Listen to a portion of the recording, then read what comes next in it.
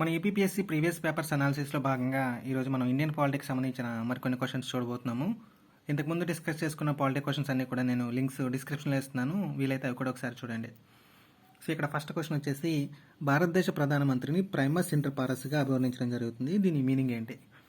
ముఖ్యుడని, సమానుడని, సమానుల్లో ప్రథముడని, ప్రథముల్లో సమానుడని. అసలు ఈ Primus inter Paras అనే సెంటెన్స్ ఫస్ట్ టైం యూజ్ చేసింది ఎవరంటే లార్డ్ మార్లే.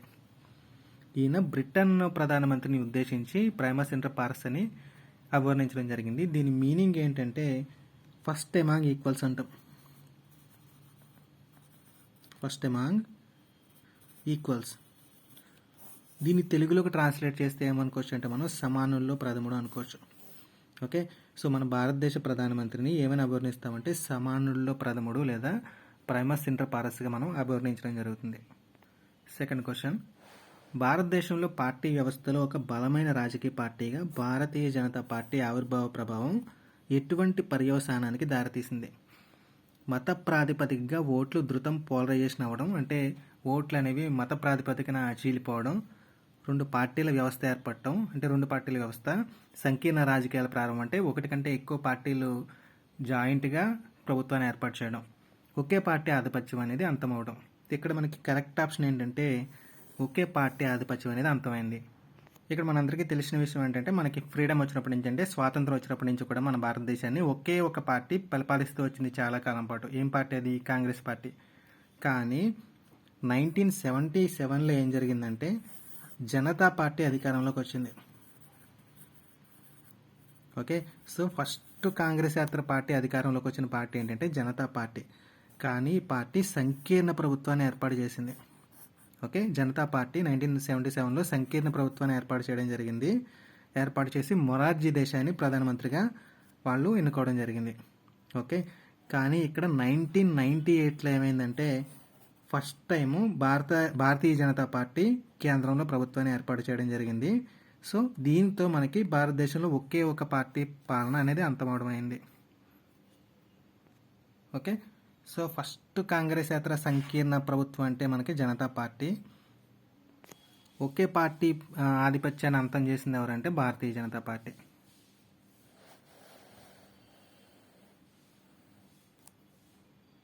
నెక్స్ట్ క్వశ్చన్, భారతదేశంలో లోక్సభకు రాష్ట్ర అసెంబ్లీ స్థానాలకి అత్యధిక సార్లు ఎన్నికలు జరపబడిన దశాబ్దం ఏది?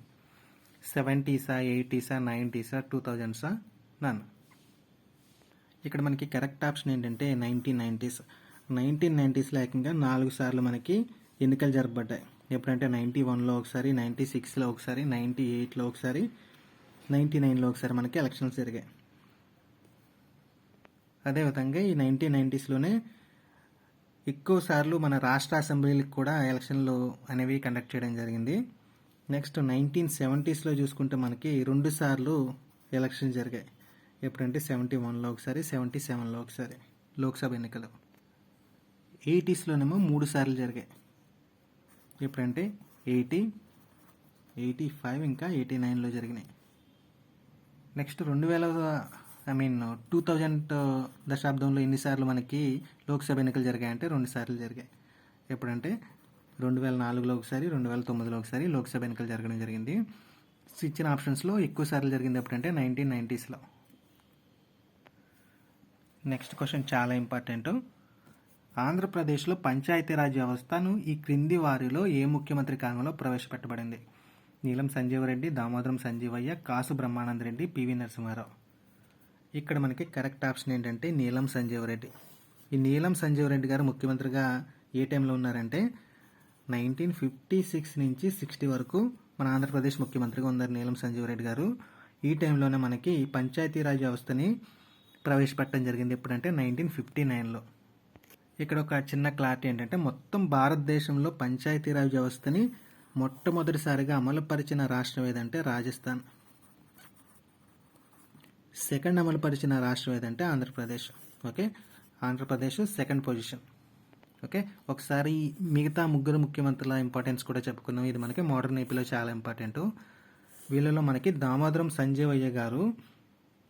ఈయన ఇంపార్టెన్స్ ఏంటంటే మన దేశంలోనే మొదటి హరిజన ముఖ్యమంత్రి. రాష్ట్రంలో కాదు, మొత్తం మన దేశంలోనే మొదటి హరిజన ముఖ్యమంత్రి.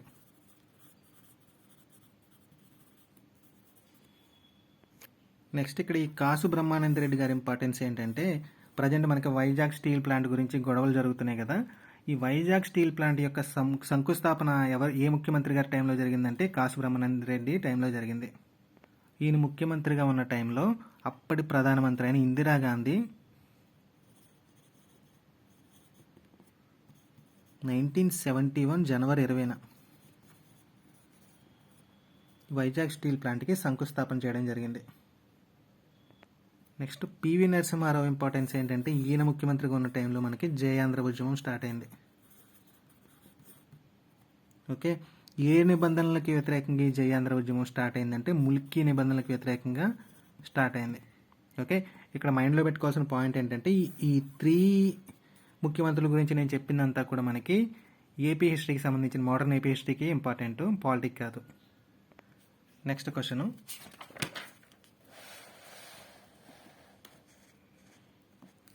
ఈ క్రింది 4 జతల్లో ఏ సరైన జత ఉన్నతాధికారులు దౌత్య సంబంధ పదవులను అనుభవించి ఉపరాష్ట్రపతులు అయ్యారు? S Radhakrishna Zakir Hussain, S Radhakrishna GS Pathak, S Radhakrishna VV Giri, BD Jatti doctor KR Narayanan. ఇటువంటి క్వశ్చన్స్ వచ్చినప్పుడు మనం కొంచెం కేర్ఫుల్గా క్వశ్చన్ని 2-3 సార్లు చదివి తర్వాత ఆన్సర్ పెట్టాల్సి ఉంటుంది. ఓకే, క్వశ్చన్లో ఏమడిగాడు అసలు? దౌత్య సంబంధమైన పదవులను అనుభవించి తర్వాత ఉపరాష్ట్రపతులు అయిన వాళ్ళ గురించి. ఓకే, జనరల్గా మనం క్వశ్చన్స్ ఎలా ఎక్స్పెక్ట్ చేస్తామంటే ఉపరాష్ట్రపతుల నుంచి రాష్ట్రపతులు అయిన వాళ్ళ గురించి ఎక్స్పెక్ట్ చేస్తాము. అలా అయిన వాళ్ళు ఇక్కడ లిస్టులో ఎవరెవరు ఉన్నారంటే మనకి జాకిర్ హుస్సేన్, వివి గిరి, కెఆర్ నారాయణన్. వీళ్ళ ముగ్గురు కూడా ఫస్ట్ ఉపరాష్ట్రపతులుగా పనిచేసి తర్వాత రాష్ట్రపతులు అయ్యారు. ఇక్కడ వివి గిరి ఫుల్ నేమ్ ఏంటంటే వరాహగిరి వెంకటగిరి.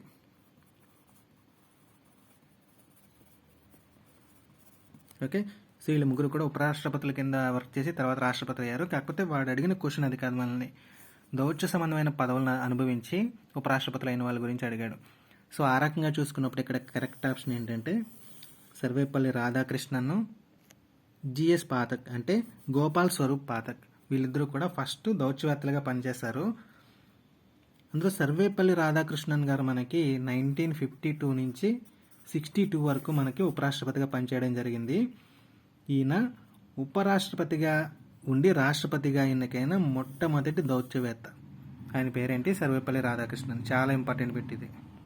నెక్స్ట్ ఈ జిఎస్ పాఠక్ గారేమో మనకి 1969 నుంచి 74 దాకా ఉపరాష్ట్రపతిగా పనిచేయడం జరిగింది. ఈయన కూడా అంతకుముందు దౌత్యవేత్తగా వర్క్ చేశారు.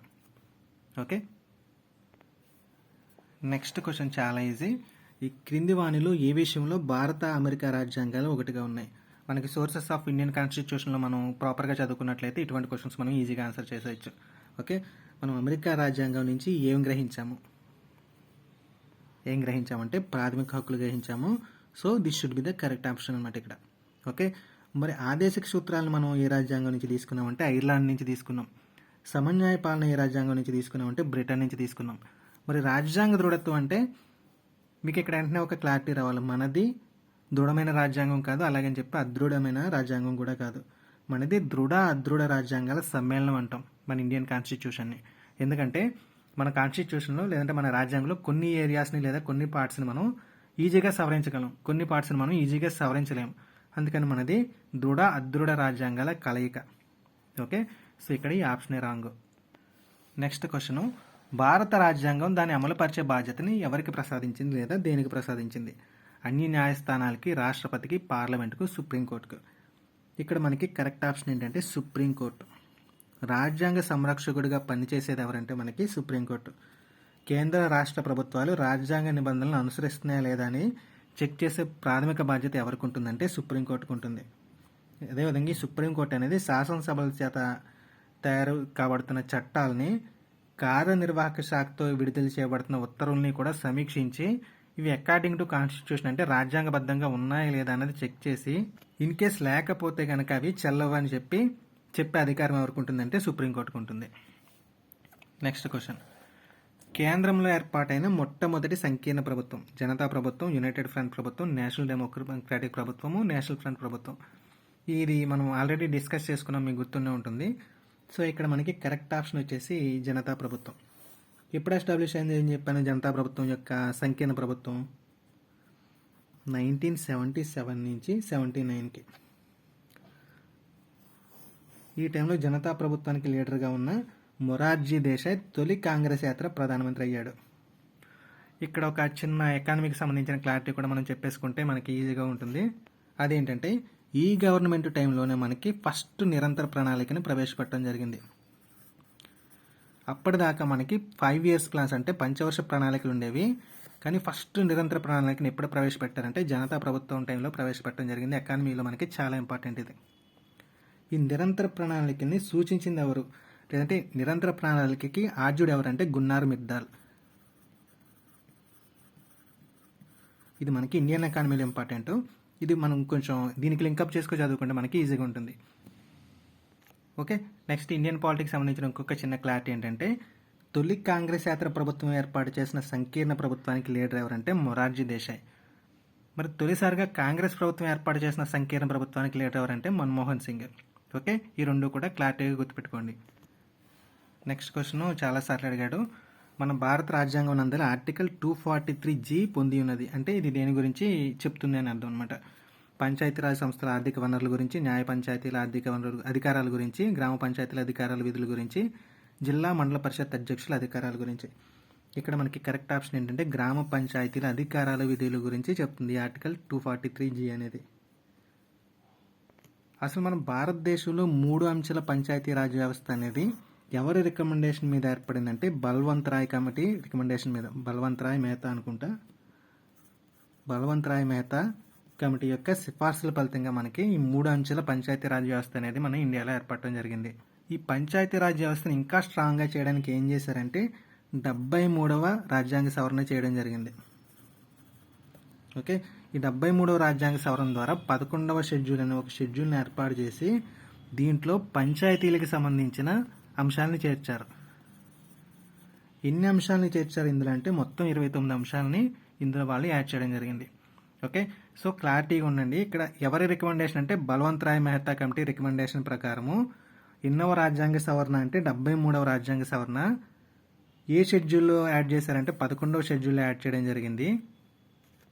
ఎన్ని అంశాలను చేర్చారంటే 29 అంశాలను చేర్చారు. ఓకే, సో 29 అంశాలకి కూడా మనకి పంచాయతీరాజ్ సంస్థలకి అధికారం అనేది ఉంటుంది. రాజ్యాంగంలో మనకి 243G ఆర్టికల్ పంచాయతీరాజ్ సంస్థల యొక్క అధికారాలు విధుల గురించి చెప్పడం జరుగుతుంది. నెక్స్ట్ దీని తర్వాత ఇంకొక ఆర్టికల్ ఉంటుంది, అదేంటి 243G తర్వాత H. ఈ 243H దేని గురించి చెప్తుందంటే పంచాయతీలకు సంబంధించిన ఆదాయ వనరులు లేదా ఆర్థిక వనరుల గురించి చెప్తుంది. ఓకే, సో క్వశ్చన్ ఇలా కూడా అడగవచ్చు, పంచాయతీరాజ్ సంస్థల ఆర్థిక వనరుల గురించి చెప్పే ఆర్టికల్ ఏంటంటే మనకి 243H. G ఏమో అధికారాల విధులు, H ఏమో ఆర్థిక వనరులు. చాలా ఇంపార్టెంట్ పెట్టింది. నెక్స్ట్ క్వశ్చన్, రాజ్యాంగ సవరణ చట్టం 97 వలన కలిగిన ఫలితం ఏంటి? లోక్సభ నియోజకవర్గాల పునర్వ్యవస్థీకరణ, పార్లమెంటు సభ్యులు ఇతర ఆదాయాలున్న పదవులను నిషేధించడము, రాజ్యాంగంలోని 8వ షెడ్యూల్ నందలి భాషల సంఖ్యను పెంచడము, కేంద్ర రాష్ట్ర మంత్రి మండలుల పరిమితిని దిగువ సభల్లోని కేంద్ర రాష్ట్ర మొత్తం సభ్యుల సంఖ్యలో 15% కంటే మించకుండా పరిమితిని విధించడం. ఇక్కడ మనకి కరెక్ట్ ఆప్షన్ ఏంటంటే ఆప్షన్ 4. మనకి 97వ రాజ్యాంగ సవరణ చట్టం ప్రకారం సింపుల్గా ఈ చట్టాన్ని ఎందుకు చేశామంటే మనం కేంద్ర రాష్ట్ర మండలి పరిమితికి సంబంధించి ఎప్పుడు చేశారంటే దీన్ని 2003వ సంవత్సరంలో చేయడం జరిగింది. తర్వాత దాన్ని 91వ రాజ్యాంగ సవరణ చట్టానికి లింకప్ చేయడం జరిగింది. ఇక్కడ ఈ చట్టం ప్రకారం ఏంటంటే మన కేంద్రంలో మంత్రి మండలి సంఖ్య మొత్తం సభ్యులలో ఎంత శాతానికి మించకూడదని అడగవచ్చు. Direct question. 15%, 15% మించకూడదు. అదేవిధంగా మనకి రాష్ట్ర మంత్రి మండలి సభ్యుల సంఖ్య కూడా రాష్ట్ర విధానసభలోని మొత్తం సభ్యుల్లో 15% కంటే మించకూడదు. ఈ 15 అనే నెంబర్ చాలా ఇంపార్టెంట్. నెక్స్ట్ క్వశ్చన్ మనకి పాలిటీకి ఇంపార్టెంటే, మోడర్న్ ఏపీకి ఇంపార్టెంటే. ఆంధ్రప్రదేశ్లో 1973వ సంవత్సరంలో అధ్యక్ష పాలన విధించబడింది. ఎందుకనగా తెలంగాణ ఉద్యమం వల్ల, జయాంధ్ర ఉద్యమం వల్ల, రాజకీయ అనిశ్చితి, రాజ్యాంగ యంత్రాంగం విప్లవం అవ్వడం వల్ల. ఈ క్వశ్చన్ గురించి కూడా మనం ఇందాక డిస్కస్ చేసుకున్నాం ఆప్షన్స్లో. ఓకే, పివి నరసింహారావు గారు ఆంధ్రప్రదేశ్ ముఖ్యమంత్రిగా ఉన్న కాలంలో ముల్కీ నిబంధన వల్ల జయాంధ్ర ఉద్యమం అనేది స్టార్ట్ అవడం జరిగింది. ముల్కీ నిబంధన అంటే ఏంటంటే అసలు తెలంగాణలో ఉద్యోగం చేయడానికి ఇక్కడ వాళ్ళు కొన్నేళ్ళు స్థిర నివాసం చేసి ఉండాలి. అలాంటి వాళ్ళకి మాత్రమే అక్కడ ఉద్యోగ అర్హత అనేది ఉంటుంది. అప్పుడు మన వాళ్ళు అంటే ఆంధ్రాకి చెందిన వాళ్ళు కేసు వేయడం జరిగిందనమాట, ఈ నిబంధన రాజ్యాంగ విరుద్ధం అని చెప్పి. ఎప్పుడు వేశారంటే 1972లో మన వాళ్ళు కేసు వేశారు. సో ఈ కేసుకి హైకోర్టు తీర్పునిస్తే ఏం చెప్పిందంటే ముల్కీ నిబంధనలు అనేవి ఆంధ్రప్రదేశ్ ఏర్పాటు అయిన తర్వాత చెల్లవనే తీర్పు ఇవ్వడం జరిగింది. దానికి ఏంటంటే మన గవర్నమెంట్ సుప్రీంకోర్టుగా అప్పీల్ చేయడం జరిగింది. సుప్రీంకోర్టు ఏం చేసిందంటే ముల్కీ నిబంధనలు చెల్లుతాయని ప్రకటించింది. సో ఆంధ్ర ప్రాంతానికి చెందిన వ్యక్తులందరికీ కోపం వచ్చింది. వీళ్ళు ప్రత్యేక రాష్ట్రం స్థాపించుకోవాలని చెప్పి జై ఆంధ్ర ఉద్యమాన్ని స్టార్ట్ చేశారు. ఆ టైంలో మనకి శాసనసభకి స్పీకర్ ఎవరంటే బివి సుబ్బారెడ్డి. ఈయన తన పదవికి రాజీనామా చేసి జై ఆంధ్ర ఉద్యమానికి నాయకత్వం వహించడం జరిగింది. సో ఈ ఉద్యమం ఉధృతంగా జరుగుతున్న టైంలో పివి నరసింహారావు గారు రాజీనామా చేశారు. సో దాంతో మనకి రాష్ట్రపతి పాలన విధించడం జరిగింది 1973లో. నెక్స్ట్ క్వశ్చన్, కేంద్ర ప్రభుత్వానికి సంబంధించి కంప్ట్రోలర్ అండ్ ఆడిటర్ జనరల్ తన వార్షిక నివేదికని ఎవరికి సమర్పిస్తారు? ప్రధానమంత్రికి, రాష్ట్రపతికి, పార్లమెంట్కి, ప్రణాళిక సంఘం అధ్యక్షునికి. ఇక్కడ మనకి కరెక్ట్ ఆప్షన్ ఏంటంటే రాష్ట్రపతికి. మన రాజ్యాంగంలో ఈ కంప్ట్రోలర్ అండ్ ఆడిటర్ జనరల్ లేదా సిఏజీ అంటాం సింపుల్గా. ఈ కాగ్ లేదా సిఏజీ గురించి మనకి 5th పార్ట్లో ఉంటుంది. 5వ భాగంలో 148 నుంచి 151 వరకు ఉన్న ఆర్టికల్స్ అన్నీ కూడా చెప్తాయి ఈ కాగ్ గురించి. ఇతను పదవి చేపట్టినప్పటి నుంచి ఎన్ని సంవత్సరాల పదవి కాలంలో ఆయన పదవిలో ఉంటాడంటే 6 years లేదా 65 years వచ్చే వాళ్ళకు, రెండింటిలో ఏది ఫస్ట్ అయితే దాన్ని కన్సిడర్ చేస్తారు. ఇతను ఎవరికి జవాబుదారీగా ఉంటారంటే రాష్ట్రపతికి జవాబుదారీగా ఉంటారు. ఓకే, ఇతను ఇన్ కేసు పదవికి రాజీనామా చేయాలనుకుంటే ఆ రాజీనామాని ఎవరికి సమర్పించాల్సి ఉంటుందంటే రాష్ట్రపతికి సమర్పించాల్సి ఉంటుంది. వార్షిక నివేదికలు కూడా అంటే ఎవ్రీ ఇయర్ రిపోర్ట్స్ అన్నీ కూడా ఎవరికి సబ్మిట్ చేస్తారంటే రాష్ట్రపతికి సబ్మిట్ చేస్తారు. ఈ రాష్ట్రపతి వాటిని పార్లమెంట్కి సబ్మిట్ చేయడం జరుగుతుంది. చాలా ఇంపార్టెంట్ పాయింట్స్ ఇవి, జాగ్రత్తగా గుర్తుపెట్టుకోండి. నెక్స్ట్ క్వశ్చన్, రాజ్యాంగంలోని ఏ ప్రకరణ జమ్మూ కాశ్మీర్కు ప్రత్యేక హోదాని కల్పిస్తుంది? మనందరికీ తెలిసిన క్వశ్చన్ ఇది, రీసెంట్గా న్యూస్లో ఉంది కదా. ఆర్టికల్ 370. ఈ 370 అనేది మనకి జమ్మూ అండ్ కాశ్మీర్కి ప్రత్యేక హోదాని కల్పిస్తుంది. దీని ద్వారా జమ్మూ అండ్ కాశ్మీర్కి స్పెషల్ స్టేటస్ అనేది వస్తుంది. అలాగే సెపరేట్ కాన్స్టిట్యూషన్ ఉంటుంది, స్టేట్ ఫ్లాగ్ ఉంటుంది, అటానమీ కూడా ఉంటుంది. కాకపోతే ప్రజెంట్ ఏమీ లేవు, అన్నీ రద్దు చేసి పడేశారు. ఓకే, నెక్స్ట్ ఇక్కడ ఇచ్చిన ఆప్షన్స్లో ముఖ్యమైన ఆర్టికల్స్ గురించి కూడా చెప్పుకుందాం. వీటిలో 365 దేని గురించి మనకి? రాష్ట్రపతి పాలన గురించి. ఓకే, ఈ 365 అధికరణ ప్రకారం ఏదైనా రాష్ట్రం కేంద్ర ప్రభుత్వం జారీ చేసిన అధికారాలను, ఆదేశాలను పాటించట్లేనప్పుడు రాష్ట్రపతి రాజ్యాంగ సంక్షోభం ఏర్పడిందనే కారణంతో రాష్ట్రపతిని పాలన విధించే అవకాశం ఉంటుంది. ఓకే, సో రాష్ట్రపతి పాలన గురించి చెప్పే ఆర్టికల్ ఏంటంటే 365. నెక్స్ట్ ఈ 380, 390 వీటి గురించి అయితే మనకి ప్రజెంట్ అంత అవసరం లేదు. ఎందుకంటే 1956లో చేసిన 7వ రాజ్యాంగ సవరణ చట్టం ప్రకారం 379 నుంచి 391 వరకు ఉన్న ఆర్టికల్స్ అన్నిటినీ కూడా మనం రాజ్యాంగం నుంచి తొలగించడం జరిగింది. సో వాటి గురించి మనం ఇప్పుడు డిస్కస్ చేసుకోవాల్సిన అవసరం లేదు. సో ఇక్కడతోటి ఈరోజు క్వశ్చన్స్ కంప్లీట్ అయిపోయాయి. ఇప్పుడు దాకా చెప్పిన దాని మీద మీకు ఏమైనా కన్ఫ్యూజన్ కానీ డౌట్స్ కానీ ఉంటే కింద కామెంట్ సెక్షన్లో అడగండి. Thank you for watching.